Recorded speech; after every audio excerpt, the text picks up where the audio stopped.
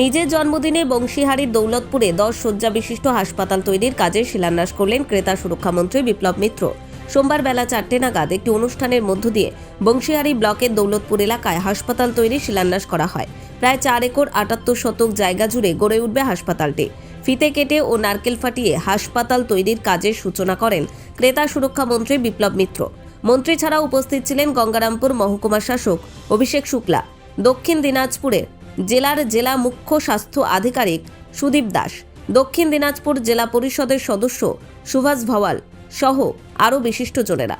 প্রায় 50 বছর ধরে এলাকার লোকজন হাসপাতাল তৈরির দাবি জানিয়ে আসছিলেন, কিন্তু নানা কারণে হাসপাতাল গড়ে ওঠা থমকে গিয়েছিল।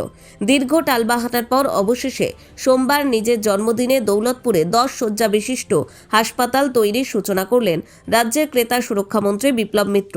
এতে খুশির হাওয়া ছড়িয়েছে দৌলতপুরে। এলাকার মানুষের সুবিধার্থে 10 শয্যার হাসপাতালের জন্য মোট ব্যয় 1,37,82,791 টাকা বরাদ্দ হয়েছে। তবে দৌলতপুর এলাকায় এই হাসপাতাল তৈরি হলে এলাকার লোকজনের অনেক সুবিধা হবে বলে জানান এলাকাবাসীরা। বর্তমানে ওই এলাকার কেউ অসুস্থ হলে প্রথম অবস্থায় বুনিয়াদপুর কিংবা গাজল হাসপাতালে নিয়ে যেতে হয়। তবে দৌলতপুর এলাকায় এই হাসপাতাল তৈরি হলে প্রাথমিক চিকিৎসার জন্য কাউকে আর রশিদপুর হাসপাতালে যেতে হবে না। আমি দৌলতপুরে এসেছিলাম। আমার বিধানসভার কেন্দ্রের মধ্যে অবস্থিত জায়গাটা, এদের দীর্ঘদিনের একটা দাবি ছিল, 50 বছরের উপরে এখানকার মানুষের দাবি ছিল যে এই জায়গাতে একটা হেলথ সেন্টার তৈরি হোক, যাতে এখানকার মানুষরা প্রাথমিক চিকিৎসার সুযোগটা এখানটায় পেতে পারে।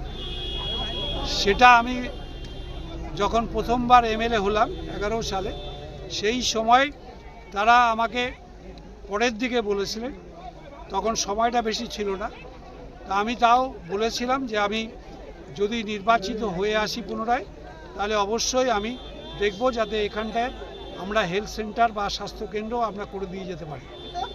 তো আমি পরের বার যেহেতু ছিলাম না এমএলএ হিসাবে, সেই জন্য আমার করার সুযোগ ছিল না। কিন্তু আমি 21 সালে জিতে আসবার পর এবং মন্ত্রী হওয়ার সুবাদে আমি যেহেতু কথা দিয়েছিলাম এবং সেটাকে আমি রূপায়িত করার ব্যবস্থা করেছি এবং মাননীয় মুখ্যমন্ত্রীর কাছ থেকে এখানটায় এই 10 বেডের হাসপাতাল এটার জন্য স্যাংশন এনেছি এবং প্রাথমিকভাবেই 1,37,82,791 এটা ফার্স্ট অ্যালটমেন্ট, এটা অলরেডি চলে এসছে এবং আমরা আজকে আনুষ্ঠানিকভাবে এটার উদ্বোধনটা ঘোষণা করলাম এবং আমাদের এর টেন্ডারও হয়ে গেছে এবং টেন্ডারের ওয়ার্ক অর্ডারও হয়ে গেছে। যে কন্ট্রাক্টররা পেয়েছে তারা এই কাজগুলো করবে এবং এগুলো রূপায়িত হবে আগামী দিনে। এবং আজকে দৌলতপুরেও থেকেও আমরা 512 নম্বর যে জাতীয় সড়ক, সেখানটায় দৌলতপুর থেকে বুনিয়াদপুর ভায়া বাগদুয়ার দৈর্ঘ্য হচ্ছে 18.20 কিলোমিটার। আর এই একটা রাস্তা আমার সময় আমি তৈরি করে দিয়েছিলাম, মানুষের পাকা রাস্তা পেয়েছিল, সেটা রাস্তাগুলো কিছু কিছু জায়গাতে খারাপ হয়ে গেছে, ভেঙে গেছে, কোনো জায়গাতে কোনো উঠে গেছে এইসব। সেই জন্য রিপেয়ার করার জন্য আমাকে দাবি জানিয়েছিল ওরা। আমি সেখানটায় আমাদের মাননীয় মুখ্যমন্ত্রী মমতা ব্যানার্জিকে বলে এখানটায় পথশ্রী প্রকল্পের মধ্য দিয়ে এটাকে রিপেয়ার করার জন্য টাকা 5,46,99,019 টাকা এটা স্যাংশন করিয়ে দিয়েছি।